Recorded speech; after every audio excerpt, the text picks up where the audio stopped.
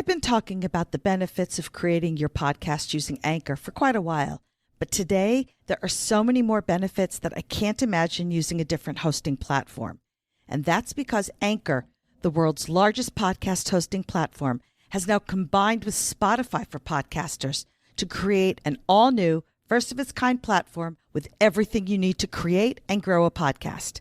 This means that you are now able to combine Anchor's all-in-one free hosting and distribution with all the best features Spotify has to offer, so you can make, manage, and level up your show. This includes the ability to upload or record your content, publish video podcasts to Spotify, add interactive features like Q&A and polls, choose from a number of monetization tools, and keep track of your show's growth with advanced analytics. And of course, you can still publish your episodes and distribute them to all platforms where your podcast is available. What makes all of this so amazing is that even if you already have a podcast hosted elsewhere, you can still take advantage of Spotify's free growth tools for podcasters, like analytics and fan engagement. You can do this by claiming your show on Spotify for Podcasters. Spotify for Podcasters is truly the easiest way to make any podcast, manage your show, and get the most out of Spotify. All you have to do is focus on your content, and they'll take care of the rest. For more information, go to podcasters.spotify.com.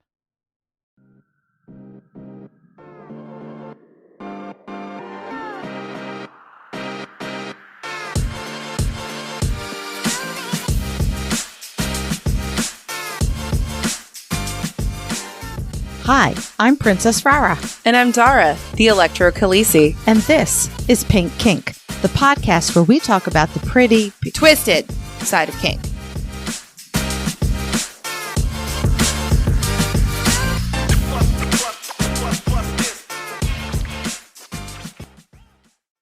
Today's episode is produced by our electrifying Pink Kinksters.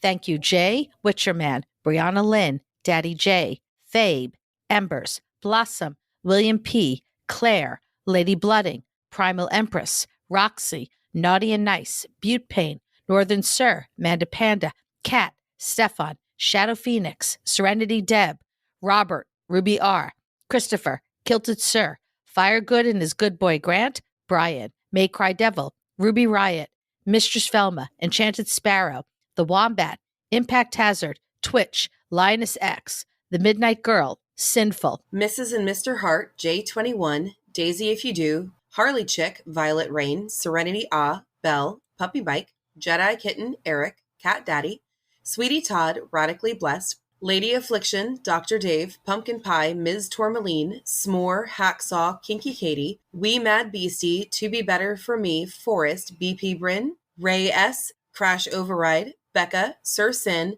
Little Bean, Kinky Bear, I'm Baby Bitches, Barbie, Frost, Sinful and Naughty.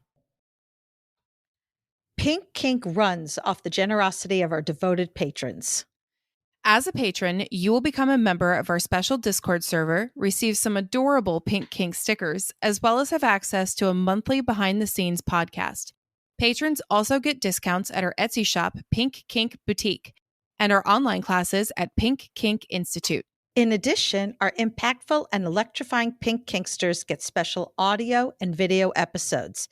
And finally, patrons at our highest tier will be recognized as producers, both here on the podcast and on our website. If you would like to become a patron, you can visit us at patreon.com/pinkkinkpodcast or click the link at pinkkinkpodcast.com.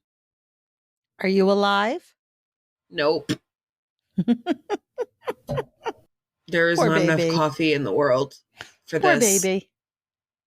Oh my God. And the fact that so I got home at like 2:30, 3 o'clock, something like that. Well, maybe you should tell people where you got home from. Hold on. I was going to say, that's how tired you are. Yeah. No. I'm getting there. I have a thing. Right. Got home, not risque, and went to bed, and then still woke up at 7 to take care of the dogs, and then went to work like 2 hours late, and then did my meetings, and then left 2 hours early and came home and passed out again. I'm dead. And as soon as we're done recording this, I'm going to go back to the dead. And I was so proud of myself because I was at the dungeon Saturday night and I left, quote unquote, early, which meant I left at 1:00. I was going to say 2. No, 2 is when they close. Oh, yeah, you did leave pretty early. So I left 1:00 is early for me. Yeah. And I didn't even stop for chicken nuggies. I came straight home. Oh, well, that's a first. Man, look at you. You're being all like weird. Right? Yeah, so I did Fet Ball this weekend, which was absolutely amazing. It's always pretty awesome. I mean, there's ups and downs, obviously, but this year I was not working with Bobby at Electro. I had my apprentice, who I'm pretty sure is no longer my apprentice. The woman is just totally, she's amazing. So I don't think I'm going to call her my apprentice anymore. I'm just going to call her a working partner or whatever you want to call it. Mm-hmm. And instead, so like what Bobby and I usually do is I'll do like the first 3 or 4 hours and then I'll take a break and then he'll do it and, you know, stuff like that. And then he'll take a break and then by that time I'm ready to go home. But what Noir and I did was kind of tag team. Like I did one, she did one. I did one, she did one. We both did the first half hour, maybe 20 minutes, half hour. Okay, I have to back up because I'm doing this out of order as I think of it, but I think I should go in chronological order just to set this because it's pretty fun. So my demo bottom for the night was our awesome friend, Katie Rose. She does a lot of stuff with us at Crucible. She's amazing. Kind of, you know, in the same birthday realm as us too. She's a September baby. Yeah. And she's an amazing giggler in scenes, which is one of my favorite things. Oh, she's hilarious. But she was my demo bottom. So she climbs up on the table as people are starting to come in. And we did a quick warm up and then we did tinsel, which she's absolutely, that's her favorite thing in the whole world for Electro is the tinsel, which allows me to kind of draw other people in as they're coming in. So I'm on the bottom floor right by the stage. As soon as you come in, you have to pass by my station and that's how you get to the coat check. You can't not go past my table. So I had this steady stream of people for like a half hour, just going straight through. And anybody that kind of glanced at it, we'd go, hey, you want to join? You want to do the tinsel? You want to feel it? And they would like put their hands in the tinsel, grab a little piece of it, and, you know, we would zap them. And some people were like, oh my God, that's amazing. And they came back later. Other people were like, oh, Jesus, no, what? That's not fun. I'm like, the GTFO. And the coolest part about this, just beginning scene, is Noir and I would tag team it. So I would do a little bit, she would do a little bit. So we both got to showcase how to do it. And we'd just sit down, get back up, do it again. Sometimes we'd both do it. And then our friend Raven showed up. Raven is another amazing person with the scene. She's another Electro slut. And Katie Rose and I just decided, what the fuck? Let's have Raven climb on top of Katie Rose and wrap them both in tinsel. I had extra. I wrapped them both. So we were tucking things into Raven's outfit to keep it steady. And it was such a hit. They just kept moving and kind of writhing against each other. And they were making noises and laughing. And it was drawing such a crowd. It was phenomenal. And that was how I started my night. It was so much fun. It just kept going from there. Should I talk about the bad parts that pissed me off or just keep going with the good parts? You can talk about the bad parts that pissed you off. You got to take the good and the bad. Okay, well, we had some pretty amazing stuff. We had a bunch of couples that came in. Oh my God, this one man he wanted to go. I had, so Noir and I were tag teaming. We were like, okay, you do this one, I do this one. You do this one, I do this one. So she got this one man and he wanted her to go harder, harder, harder, harder. So I figured the hardest thing I could do for him is put him in sequence and then use the lucky harms. So I set this up for her and she went to town on him and he was screaming. His lady was behind, she was filming, and I grabbed the camera a couple times to like sort of like get his face at a different angle because I had a better view of his face. But man, was he a screamer. We had another guy at the end of the night who was also a screamer. We had a lot of screamers. And this is kind of like, this is awesome because Noir was having so much fun. But is this our first time? At Fetball? Demoing Fetball, yes. Participating, no. She's done the model gig a couple times. Mm-hmm. But we had, this last guy that we had was such a screamer. I mean, and I'm talking like very high-pitched screams. If it weren't for all the music, you would think we were killing somebody. And he's not the only person that did this all night long. But we had, so Raven was actually videoing him because I guess he was a friend of hers. And then this other man came along, very short. Rara, you actually know him because he comes to the Munches every once in a while. Okay. Very short man, glasses, kind of nerdy. Doesn't stop talking when you're very clearly like, yeah, we need to stop talking. But he kept trying to take the camera from Raven, this guy's phone. He kept trying to take it from her and film because apparently, according to him, she wasn't doing it right. And she just kind of looked at me like, what do I do? Because as he was taking the phone, she was like, I don't want to be rude. Like, how do I do this? So I looked at him. I leaned over the guy on the table and I just snatched the phone away from the guy. And I was like, I'll take care of it. Thank you. Goodbye. And he just looked at me like, why? I'm just trying to help. I was like, goodbye. Like, you are not taking someone else's phone. No. Go away. So we finished that, packed up. That was the end of the night. Another one was this really, really tiny Asian lady who was wearing, I don't know what to call it, a scale bikini. Interesting. It was like little tiny gold dragon scales, but it was a bikini. It was wild. So we're zapping the crap out of her, and she goes, more. I was like, okay, this is another opportunity for tinsel. This was another hella screamer. Once again, I'm pretty sure if the music hadn't been so unbelievably loud and we were right under a speaker, people would have thought we were murdering this chick. Like, the whole night ended up sounding like some sort of slasher film. It was so crazy. Amazing, but crazy. During the actual show, like, they do a headliner performance and a fashion show. The fashion show was sick.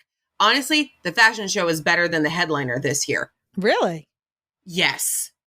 The person they got for the fashion, it was like, I don't know how to describe it. It was like Mad Max, but goth. So right up your alley. Oh, it was amazing. It was so sick. There was like, part of the outfits was a snake, that kind of thing. I was like, holy shit. One girl comes in like a veil. That was most of her outfit. And then she like sort of moved it and it was like tatas. And we were just like, tatas. But she never uncovered her face. It was like, holy shit, this is so like devious. And then, oh my God, when the man walked in with the up on the stage with the horse mask, people lost their fucking shit. Lost their shit. He was so hot, rah-rah. You would have loved him. Is he my type? Mm-hmm. Oh, muscular, ginormous chocolate man. Yes. Oh, perfection. Yeah. Sorry, I missed him. You would have been drooling. So we were losing our shit. The crowd went wild. Every single person who appreciates men in that room just lost it. Then the next man came up and we lost it even more. Do you remember the movie Seven? No, I don't think I saw it. What? You have got to be kidding. You can't not have watched Seven. It's a freaking cult classic. You have to. We're watching it. Okay. Yay. It's kind of kinky when you think about it. Well, this scene anyway. There's a scene in Seven where the guy has like He murders somebody by fucking her with a bladed dildo. Sounds delightful. Well, you don't actually see the scene. You see the aftermath. But oh, that's good. The guy that came on the stage, his fashion was basically, I swear to God, it had to be at least a 2-foot dildo. But it was, I don't know how to describe this. It was bladed, but with like points. So it was like cone of blades. It was fucking wild. Whoever this designer was, I didn't catch the name of it, but like, oh my Lord. Oh, and Slicks was there. Slicks did a part of the fashion show. Slicks. Yeah. Slicks does risque stuff too. Has I have a pink skater skirt from him. Latex, right? He does latex.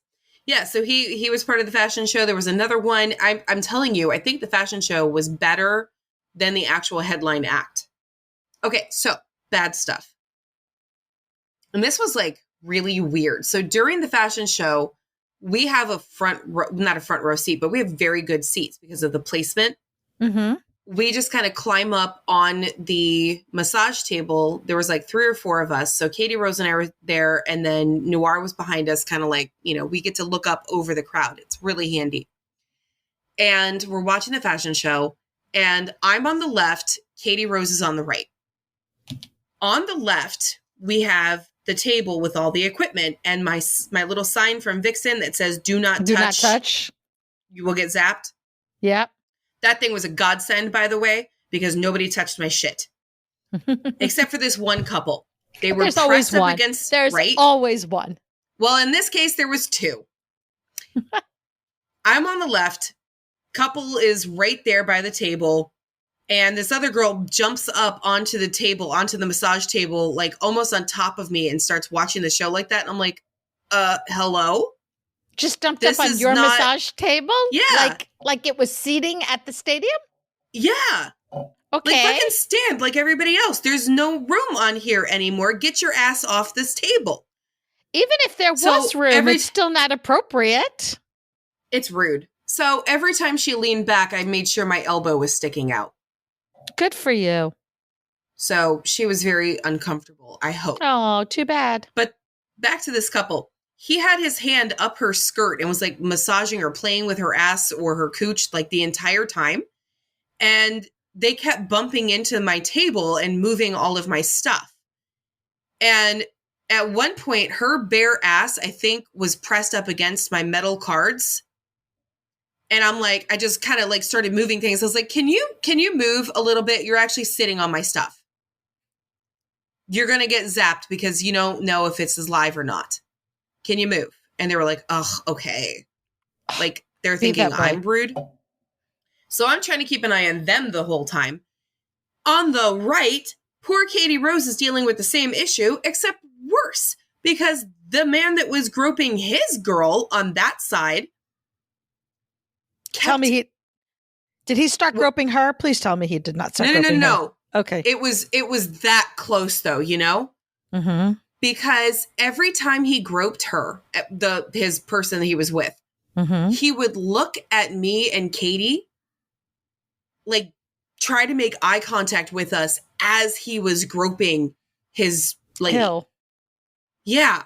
And he would kind of smirk. Like it was one of those faces. It kind of looked like, don't you wish you were here getting groped by me like this? And Katie was like scooting backwards and she was like, should I say something? Should I get the DM? Who was our friend in green, by the way, for the night. He just appointed himself our guardian. Mm-hmm. He would, we were like, should we make this guy move? Like, what do we, he's really creeping us out, but it's not like he's done anything. He's just staring at us weirdly. So at one point, Poppy gets on the table. You know Poppy? Yeah. Okay. So that's not his name. That's just what I called him, but I didn't really know what else to call him. So Poppy gets on the table. We do a thing. And as he's leaving, I was like, hey, he's built like a linebacker, this man. So I said, hey, as you're leaving, could you just accidentally push this guy off the stage? Like and he totally really would crowded. Do that. He did. He would totally do that. He did it. So, of course he did. We told him, just pretend you're really, really drunk and you trip off the stage. Take this guy with you on your way down. He fucking did it. Not surprised, honey. Oh my God. Love him so much for that. Like, I loved him before, but that was even better. And so the guy was like off the stage, but he was still kind of, you know, doing stuff and staring at us. And then I decided, what the fuck? I locked eyes with him and deadpan stared. Like, I know you guys at home can't see it, but I'm going to do it to Robert. Like, this is the face. I just went, no expression, didn't glare, didn't, you know, move my mouth, didn't do anything, just locked eyes with him and stared until he quit staring at us. Did it work? Actually, yeah, it kind of did. I think I creeped him out more than he creeped us out, which was kind of my goal. Good. So, yeah, that was weird, but I absolutely adore Poppy for for knocking him down. This has always been one of my issues with this particular event.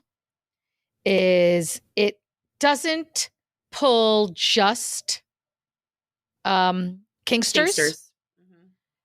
And so you get a lot of people who don't know what the fuck they're doing. Yeah. So it's basically a lot of it's kinksters. Those of us that work it, we know the rules. I saw a shit ton of people who are regulars from Risque and other events at Crucible. You know, we were jumping all over each other saying hi. But there's also a shit ton of, for lack of a better word, vanillas who think they're kinksters. Yep. And it's uncomfortable to say the least. Now, I'm usually protected because I'm behind the table. But there's always a couple of people that are just being dumb assholes. Yep. Luckily, you know, we did have a good bodyguard system there. And the body paint person was next to us. So there was a lot of room, but it was still, you know, there's always going to be issues. There's issues everywhere. Yeah. I mean, I'll tell you after, but about, you know, stuff that happened to me, and I was at a kink event. With the rules and everything in place? Yep. Well, that's pretty much it. I'm sure there's more. I'm just too brain dead to remember right now. I also went to the dungeon and have stories. Oh, I forgot. We're not going to do any episode today. We'll get there. Because it actually is all related to the episode. I do have a Master Evil plan. Oh, okay. I was not part of the Master Evil plan. I just rambled. There was no point in telling you the Master Evil plan. You wouldn't remembered it. Yeah. So. Yeah. So I also went to the dungeon. I was at Sinful and Naughty and was demoing for Needles and Impact. And the sign did stop my little "Don't touch the toys." Did stop one couple. I saw the female part of the couple as the male started to reach towards something. She tapped him and goes, "Look at the sign. Don't touch the toys." Fucking love it. So Best that was great. Birthday present ever. But I did have somebody else who I had to say, please don't touch the toys.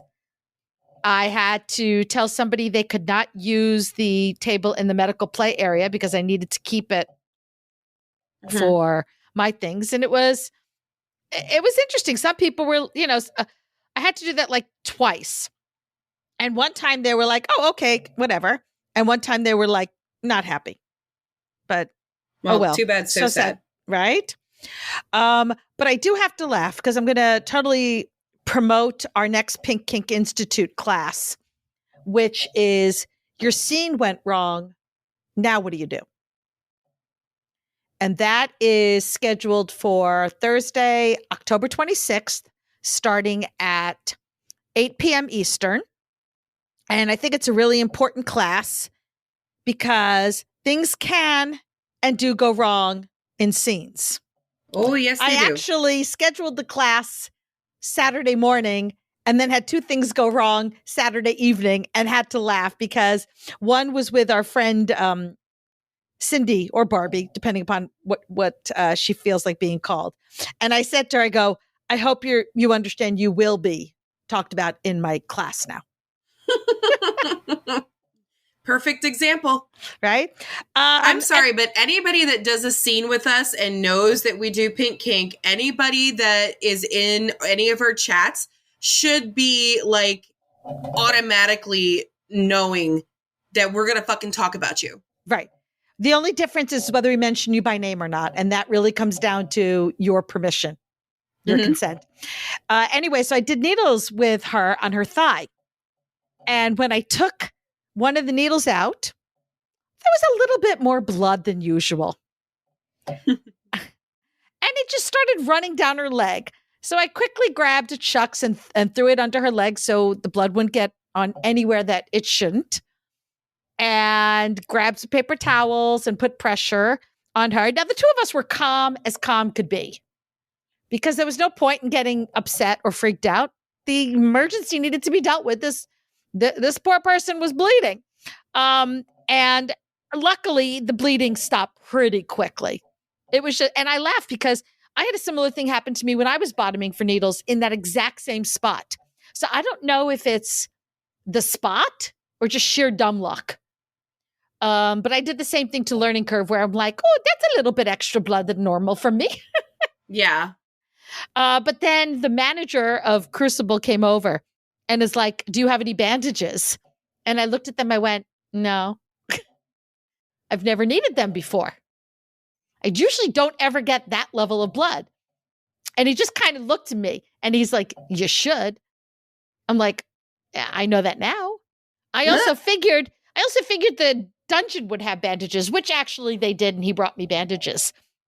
But I came home and Sunday I placed an order to Amazon and I now have 3 boxes of different size bandages sitting on my desk that need to be added to my kit. So I'm prepared now.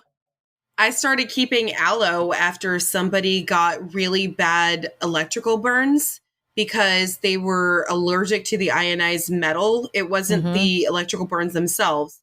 Although then now that I think about it, that'd probably have been something smart that I should have had in the first place because I come home with electrical burns all the time from testing on my arm. Well, and I honestly never think about necessarily needing bandages because the reality is you don't want to cover the needle holes. It is much better for their healing process for air than to be covered under a Band-Aid. And I don't typically use large gauge needles. I was really surprised at how much this particular one was bleeding. I can only imagine I must have just tipped a vein or there was something underneath it. It stopped very quickly, as I said. It's not that I did anything wrong. That's just one of the risks associated with needle play. But then I also had somebody that I was doing impact on. Now, thankfully, as part of the negotiations, I go over health issues. And she did mention to me that sometimes she gets dizzy and lightheaded. So we pre-established what we would do if that were to happen. That's good. And sure enough, she called yellow, which surprised me that she called yellow versus red. But either way, yellow, I'm still going to stop and see what the issue is. I'm just not going to necessarily assume the scene is over. And when I said, are you okay? She's like, oh, she goes, yeah, I'm starting to feel really dizzy and lightheaded. So I called the scene. As far as I was concerned, we're done. We're not going to go back to it. And I sat her down and I ran and grabbed her some water and I sat with her on the floor. Luckily, she happened to be my last scene for the night. So nobody was waiting. And we hung out for a while and talked till she felt comfortable enough to stand. And I walked her into the aftercare area where there's comfortable couches to sit on. And I deposited her with friends. I ended up going back, talked to a couple people, cleaned up my toys, put everything away. And then before I left for the night, I went back and found her and double checked one more time that she was okay, which she was. But I'm like going, I haven't had things go wrong in my scenes in a while. You guys decided to do this to me the day I post about this new class? Like, thanks? Did I jinx myself? I already had enough stories. Yeah, well, it's perfect though, because you're going to use that story and the coinky-dink of it every single time you teach this class, because yes, it can happen to anyone at any time. Right. So while you were talking, I actually realized there was something else that I had a scene go wrong too. Uh-huh. But I caught it. I mean, I guess, no, because I didn't even start the scene. Does that count? I don't know. I'd have to hear the story. Well, I mean, it's, there was 3 people that came to the table, and I did my usual, are you pregnant? No. Do you have any metal inside your body? Any medical devices? No. Do you have any heart conditions? And the one girl says, yes, sort of. And I can't remember what she said because I'm completely blanking, but I immediately went, yeah, no. No. Mm-hmm. If it is a condition where your heart can stop, no. So yeah, that's not good. Unfortunately, and so she says, this is the part that killed me. She said, well, I mean, I've done it a little bit before. And I went, who the fuck did you do electro with that did not ask you that question and therefore did electro on you when that could have fucking killed you? Did you or at find least out? made your night really bad? Did you find out? No, she didn't know who it was. Oh, Dara's on a mission now. If I ever hear from her, like I gave them cards and everything, if I ever hear from her, which I probably won't because she can't do electro and now she knows it. But let me tell you, I laid that law down for her and her friends. I was like, don't you fucking do this with her. You guys, you're fine. Her, no.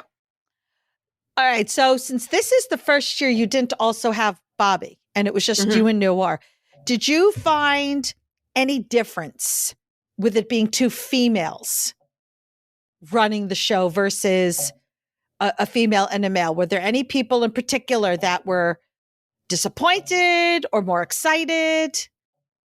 Well, so I know that Bobby posted on social media that he wasn't going to be there. And I know that a bunch of people said, well, if you're not going, I'm not going. And I'm just like, your loss. But there was a steady stream of people. There was a lot of people who were comfortable because the fact that Noir and I were going back and forth, we did a lot of like, people were in a line and then I would say, okay, so I just did one. It's her turn now. You cool with that? No problem. Love it. Love it. Love it. Poppy says, can I have both? He would. So people were really comfortable with it. No one had an issue. The fact that we even changed it up right before because somebody left. And so the person who was going to have her ended up with me and vice versa. That happened once or twice. Nobody had a problem with it. And in fact, they seemed a little more comfortable. Like, I mean, I think I've said that 3 or 4 times now. No, we didn't really have a problem except for that one creeper. Yeah. For me, I noticed I had more males bottoming for me this time than is typical. And I also noticed that when I also had a couple of males last week when I topped for spanking at Bruise. And I noticed, because I do watch it like risque when we've got a male top doing impact. I find not a lot of men want to bottom for him. So that's a trend that I've noticed overall in the however many years we've been doing this. At big events, it is mostly women that do the demos in public that get, bottom for it. Not a whole lot of men. They're more likely to watch. But since I also do this in private, most of my clientele is men. I know.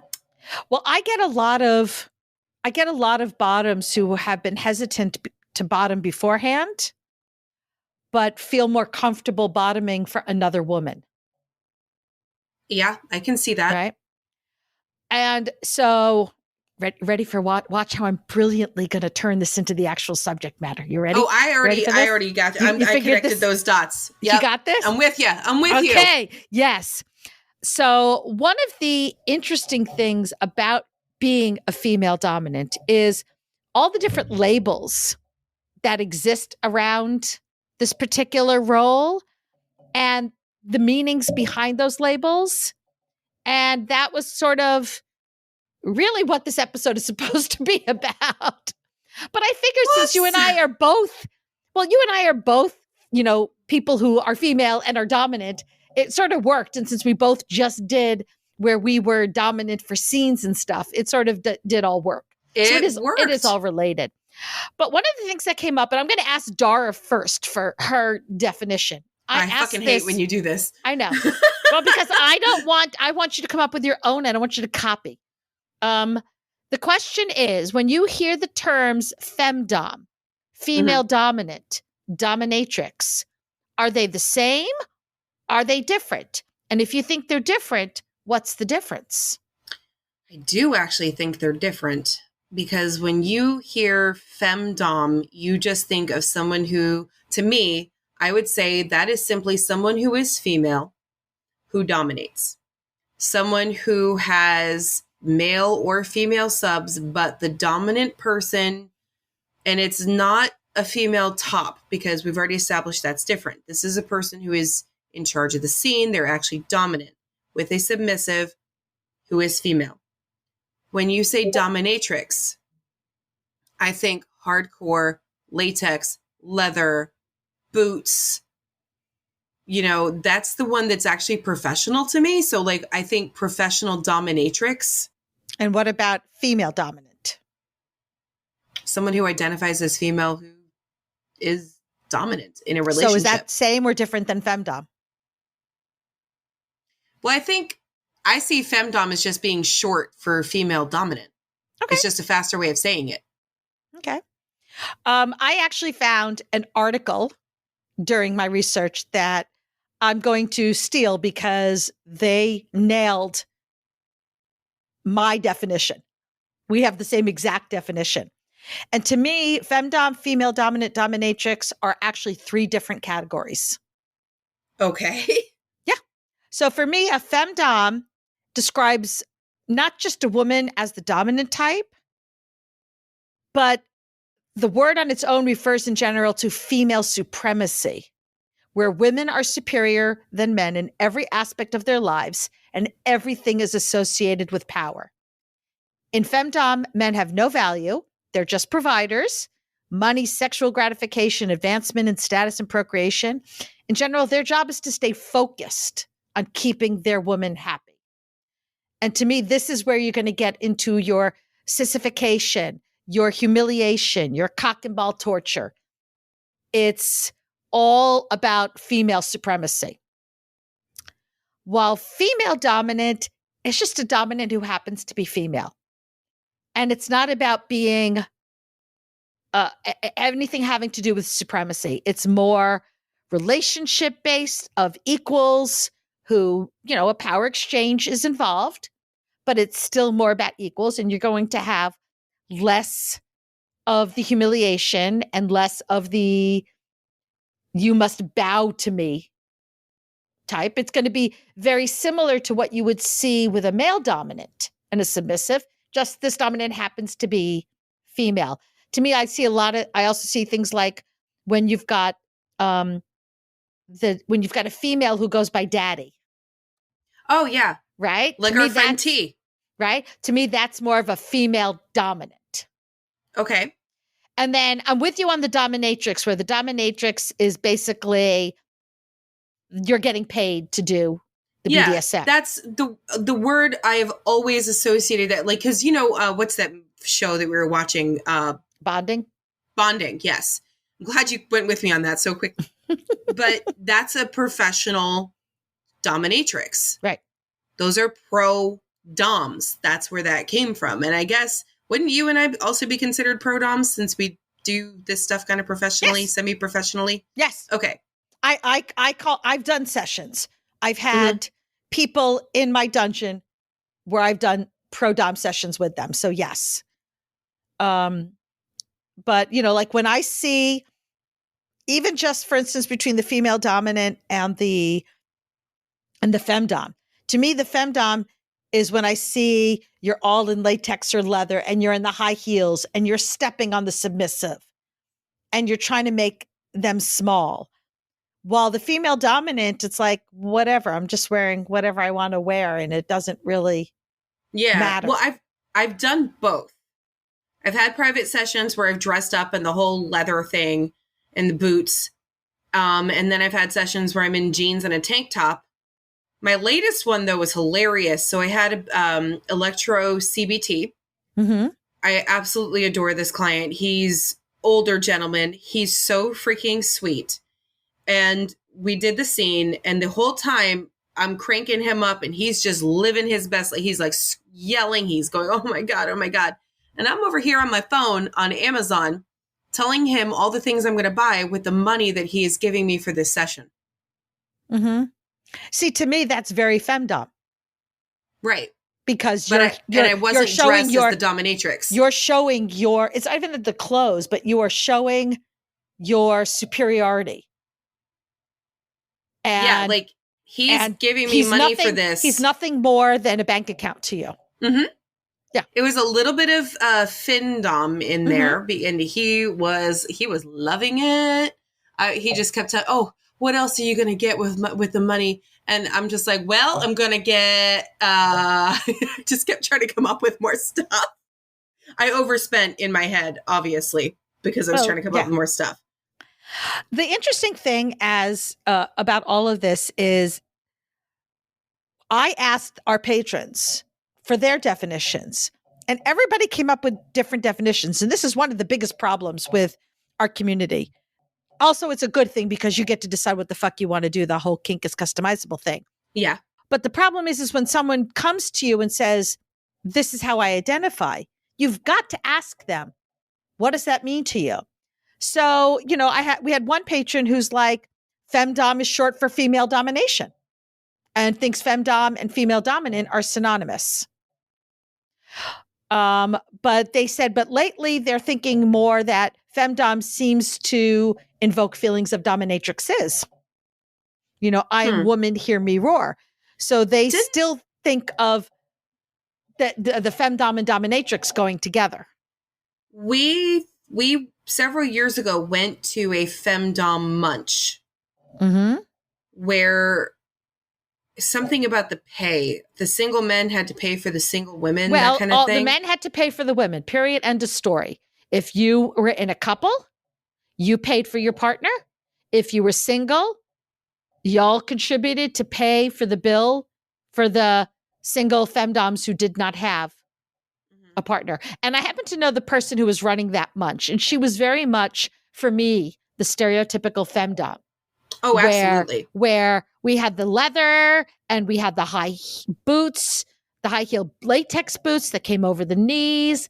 And she talked down to all the male submissives, and they should be grateful that they would get to serve her. All the stereotypical stuff. So I wasn't surprised that that's how. But even like the event you went to recently where you taught, isn't it again where you said that the male submissives were in the kitchen serving and getting everything ready? And they had to wear little aprons, and Daddy J had to do it too. And we were hysterical laughing at that one. But it wasn't none of the women talked down to the men, though. But the men were still serving the women. The men were serving, but it was also very polite. Right. Well, yeah, but you would expect your servants to be polite. No. The women were polite to the serving men. Just, oh, thank you so much. Please, can I have this? But they were polite to your servants. You don't always have to humiliate. As opposed to the other person who we were talking about. Well, that other person takes it to an extreme. Yes. Yes.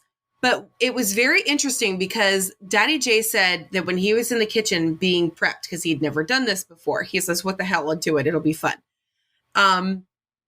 He said that they were very adamant that there was going to be one holding the tray and one person doing the serving. And they had to be at a specific side. Like you could only serve from the left of the person you were serving. It was all very, high protocol. It was very high protocol. It was very Downton Abbey. Yeah. Well, exactly. And Downton Abbey, they thanked their servants. So the fact that the FemDoms were, thankful and said please and thank you doesn't necessarily make it any less femdom. As with everything else, there's always a spectrum. But to me, the fact like that the men were not allowed to wear clothes other than what little piece they had on. I'm sure there was lots, as a high protocol event, I'm sure there were lots of rules of what they could and could not do. During dinner service, yes, they were not allowed to come eat with the ladies. So I had a question about something, and one of them like ran back to the kitchen to find the box. Because I have a lot of allergies and stuff. And also T has a lot of food issues. So we had one question about something before we ate it, and they like ran to find the box and like came over and presented the box to us, heads down, holding the box with both hands so that we could see what it was, stuff like that. It was very, very formal. It was cool. Not something I think I'd want to do all the time, but it was a really cool experience. Right. But again, it comes down to female supremacy with the men serving them. Right. Somebody else said that femdom to them is used a lot as a kink tag to talk about a female dominant with a male submissive. Like very specifically, the femdom required a male submissive versus a female submissive. Somebody else said that they feel more of a female dominant than a femdom dom. And they felt uncomfortable with the focus on being a female dom within femdom. I'm going to have to retrain my brain that those are different things. Well, you don't have to if you don't think they are. I think they are. It doesn't necessarily mean I'm right or wrong, though I'm usually right. But that's a whole nother story. Don't you have a T-shirt or a coffee mug or something with that on it? Or a sticker? I think we made a sticker. So we made a sticker out of it. Something. I'm just explaining why I'm right. Yeah, I'm not arguing. I'm not arguing with you. I'm just explaining why I'm right. It works as a Virgo who likes to color within the lines. It just helps my brain to have very specific definitions for words so I can differentiate. But I do accept that not everybody's necessarily going to have the same definitions, as evidenced by the question that I asked our patrons, which is why, again, I reiterate, when somebody tells you what their label is, you have got to ask them what that means. Yeah, because there's so many different definitions of what each one can be. So anyway, this person said that that to them, the femdom was mostly with a greater power difference. That makes sense. Right. And what they feel about femdom is that, the femdom is higher while the submissive is lower, which is one of the reasons they're not necessarily into femdom as much. Another patron said that they thought most people just use the terms interchangeably, but that there's a flavor to femdom that there isn't with female dominance. So to them, it feels like femdom is describing the fetish, or at least the activity, rather than the participants. So I'm into femdom, but I'm a female dominant. Got it. And that's how it came across to them. I kind of like how there's so many different nuances to each one of these. I mean, I do too, but my concern is then when you have new people to the lifestyle and they come in with these definitions in their head, and then they think that's the definitions everybody else has, and then they usually find out the hard way that it's not the case, because they'll go into a scene with an expectation, while the other person has a different expectation. And then when the scene doesn't go the way either one expects, problems arise. So that's why one of our big things is communication. So doesn't matter if that's your opinion of what this is. You need to be responsible enough that if you're going to scene with somebody, if you're new, it doesn't matter. You go into it with an open mind, no matter what. And you say, okay, this is where I'm coming from. Where are you coming from? Let's see if we can meet in the middle.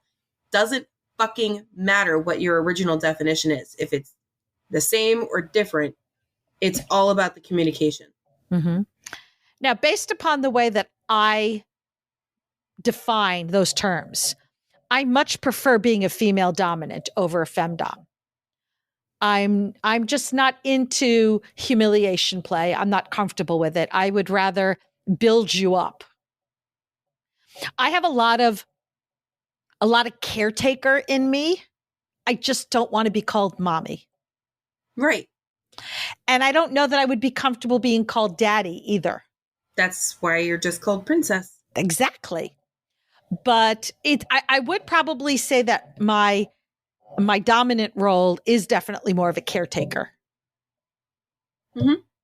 I can switch back and forth between female dominant and FemDom, depending on who wants what.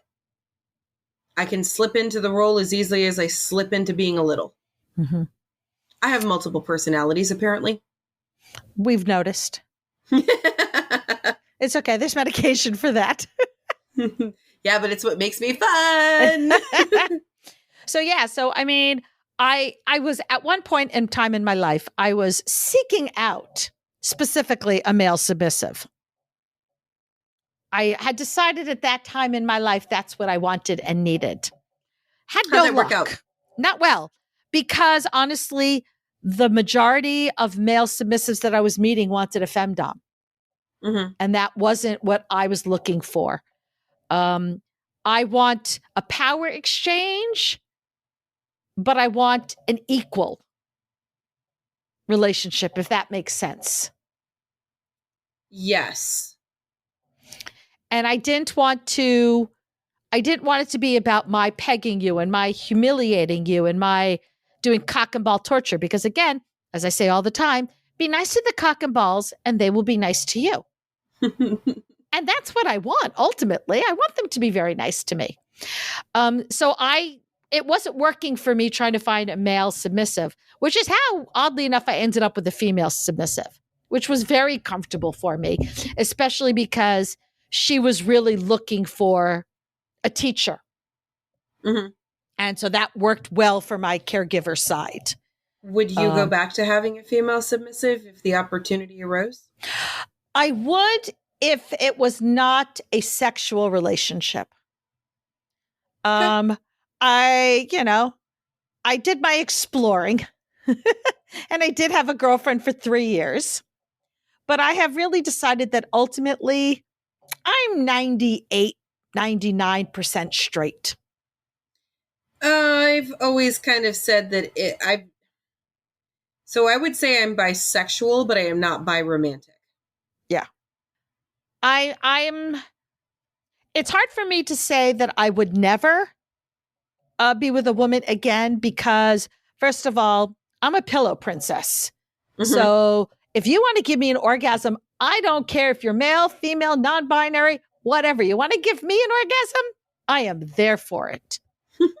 I will also in group settings because as somebody who's gone to swinger events and my partner likes threesomes and more. In the right setting, if the mood hits me right, I'm willing to play with another woman, but I have boundaries as to what I will and will not do. I'm comfortable kissing another woman. I'm certainly comfortable playing with their boobs. I would prefer for any pussy action that I use toys on them, and I'd be very comfortable fucking them with a dildo or whatever. Not necessarily wearing a strap on. I don't know. That hip movement throws me off. It's hard. Right? It's way harder than it looks. I will tell you that. Like I know you've never really done it, but like, holy shit, is it difficult? Well, which is interesting because it seems so easy for cis men, but maybe just the way our bodies are built. But anyway, so I'm more comfortable not being sexually active with another woman, especially in a one-on-one romantic type setting. I have to ask. I've been texting Katie about some possibly more scenes similar. Yeah. And so you had just said that you'd be comfortable playing with other women, all this other stuff. How would you feel about a semi-electro orgy? I would need more details. But I'm not absolutely opposed to it.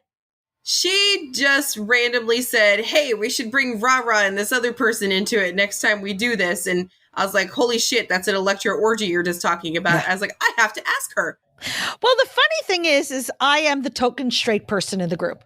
I almost always am. I'm the oldest in the group. I'm the token straight person from a woman's standpoint. We have many male friends that identify as straight, but most of our female group identifies on some spectrum of bisexual. I just, you know me, I like to do things different because I'm a pain in the ass, and I accept that. You are an experimentalist. There we go. Listen, I will try most anything 2 or 3 times to decide if I like it. And even if you could do 5 or 6 times to decide if you like it. Well, usually it means I like it. I'm just pretending I'm still trying it out. Or I just have to tweet it. Ooh. All right. So I'm going to tweet it. Tweak it. Yeah, okay. I'm tired. I went to the dentist this morning. My mouth is finally not numb anymore, but it's sore. I can't. Let's put it this way. I'm in no condition to give anybody a blowjob because I can only open my mouth so wide right now.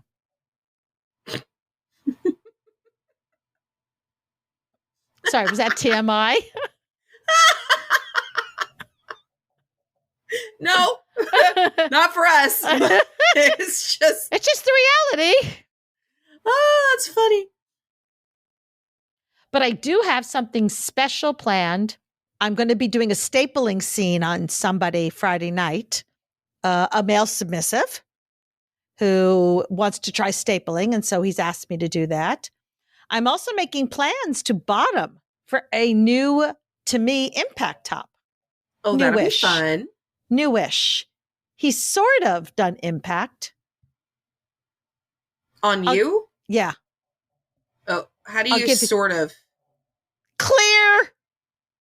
Oh, no shit.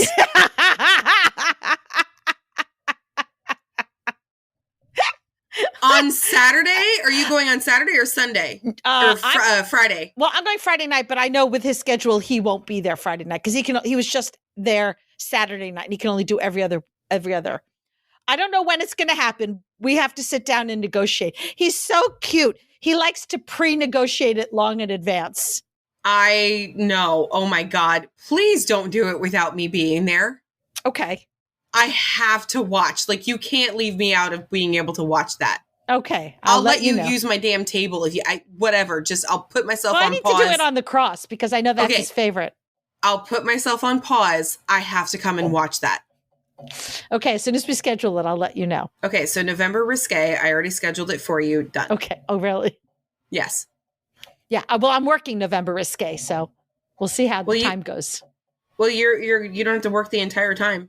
That's true. And then I'm laughing because I sent a picture to Cindy showing her all my boxes of bandages and said, I'm ready for our next scene. What'd she say? She just responded back going, woohoo, I can't wait. Brave girl. And I do have an exciting scene planned with Naughty and Nice for Saturday the 21st. Okay. Which we're going to do toward the end of the night where I'm hoping you're tired and have gone home. Oh, blood. Yeah. It's going to be, I'm going to try out everything I learned at my class about needles and impact. Oh, no, that's the painting scene, isn't it? Yeah. No. Okay, I will be going home and you can have all the fun. Notice I'm already planning it around you. I love you. You're the best. I respect the fact that you don't want to see any of this shit. As unbelievably psychotic as you are, I do appreciate how much you protect me from my own phobias. From your phobias, my insanity. It's a combination of the two. Because your insanity is my phobia, Rara. Have you not noticed? Basically, it's just shit Rara does. I'm terrified. Yeah. But now She's it's really give fun. Me trauma. I used to only bottom for all this shit. I'm now topping for all this shit. Oh, and I pulled Naughty and Nice into my insanity. And I love it. And you're pulling Barbie Cindy into it too. She did it on her own. I just said, hey, we have cookies on the dark side. I was explaining to somebody today about like, because your ladies' party is coming up. And so we were talking about it. And I was like, yeah, usually when Rara starts going nuts, I just put a blanket over my head and have my phone underneath. And people are like giving me play-by-plays. And I'm like, as long as I don't have to see it, that's fine. I'll just hide under my blanket. And it's usually pretty funny because people are like, hey, Dora, don't look yet. Okay. hey, Dora. Hey, yes. Is it done? No. I just wanted to say, don't look yet. Well, everybody knows and everybody participates in keeping you safe. No, I think they just like making fun of me and making me uncomfortable with it. Okay, but you're not the only one who feels that way about the blood, which is really funny. You're just the most honest about it. I can't not be. The time that I turned green watching you kind of gave it away. I'm actually trying to talk naughty and nice to do a butterfly scene. I know. We can add to the walls in the dungeon. I'm also trying to convince Bobby that maybe he should participate in one too. So we can make a wall of fame. I am never walking past. You have it right by the entrance to the dungeon. How am I supposed to walk past this wall every single time I come to your house? Where the studio is, thank you very much. I'm going to die. Yeah, that's the sadist in me. As much, yeah. So, I protect Dara, and I'm not going to do anything that will make her very upset. Wall of butterflies. Right, except Bloodterflies. But I don't let you see the fresh red blood that's dripping. No, just the old dried crusty. Yeah, but which is different. That could just be paint. If you didn't know, you wouldn't assume it was blood, because I've had people in the dungeon before who didn't know what that was and had no idea that it was blood, dried blood, until I told them. So if you don't know you? If you don't know, you don't know. Yeah, well, I know. But yes, it's been a blast. And so I will be concentrating. If I ever do decide to take on another submissive, it really needs to be somebody who is either totally okay with bottoming for me for this insanity or being my assistant in topping. Because I'd hate to have a submissive who's like, I don't do blood. Yeah, you're going to have a hell of a time. I think your options right now is like naughty and nice. Yeah, and I can't be her dom because I'm her mentor. Yeah, but I'm just saying, which is a whole other issue. I don't believe your mentor should also be your dominant. Just saying. And if you want to know more about that, listen to our episode on mentoring. And no, I don't know what number it is because Violet's not here with us. The second she hears this, she's going to pop in the chat. It's this episode. I know. This episode will come out and we'll see how many minutes it takes for her to respond. Let's see. The episode comes out at midnight. She usually listens to it first thing in the morning, like right when she wakes up. And I say we give it, and this is an hour-long episode. Yeah. By 8 a.m. Okay. All right. You heard it here first. We'll come back and let you know. All right. We got a few minutes left. So, Dara, why don't you share with our listeners about the way new cool stuff you've got going in the Etsy shop? All the new stuff we put up that we haven't talked about in the podcast yet.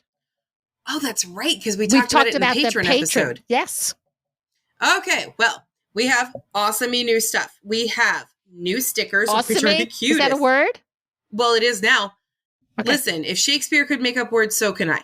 So the most awesome-y stuff. I'm calling them the Three Bears. It's, I don't know. I just started doing that. That's they're the Three Bears. That was sort of what I had in mind.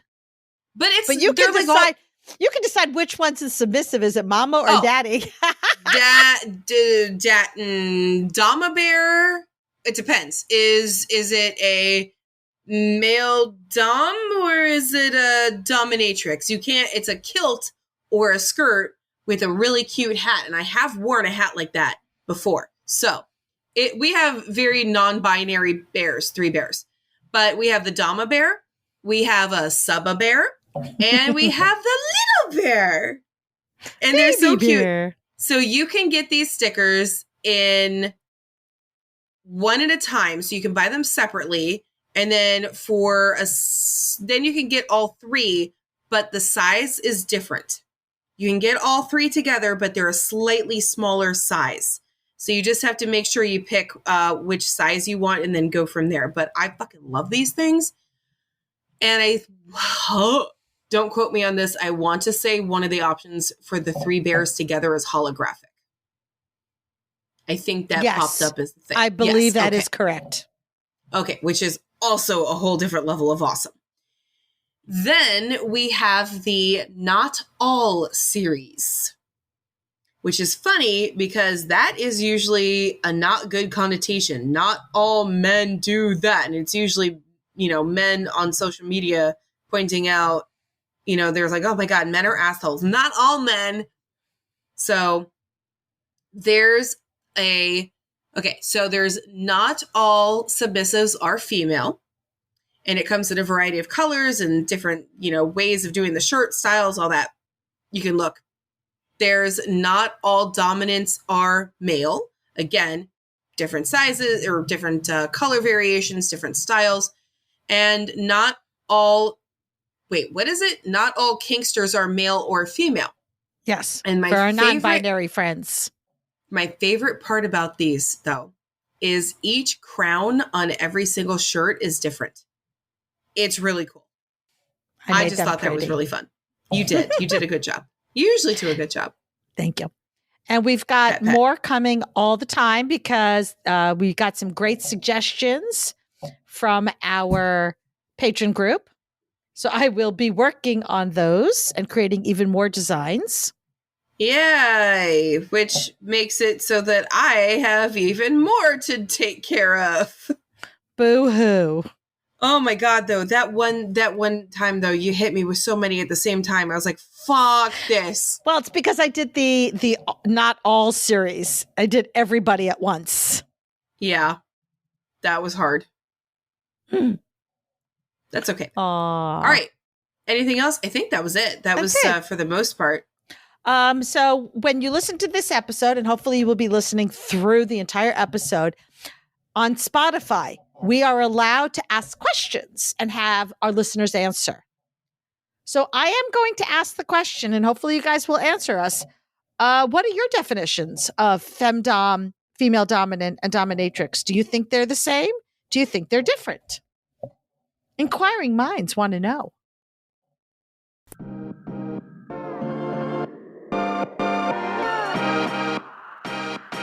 Thanks for hanging out with us today. If you have a question you would like answered or just have a story about the lifestyle you want to share, you can send us a voicemail and maybe it'll be featured in an episode.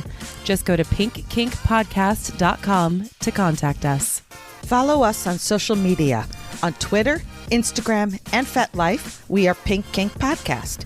And on TikTok, we are Pink Kink Podcast 2.0. Join our Facebook group, Pink Kink Podcast, and hang out with other Pink Kinksters. If you love what we do and are able to help support us, we are on Patreon. Just look for us on patreon.com/pinkkinkpodcast. You can also help support our affiliates, which benefits small businesses and Pink Kink. Even if you can't show your support financially, there are other ways you can help. You can spread the word about our kinky podcast and tell your friends about us.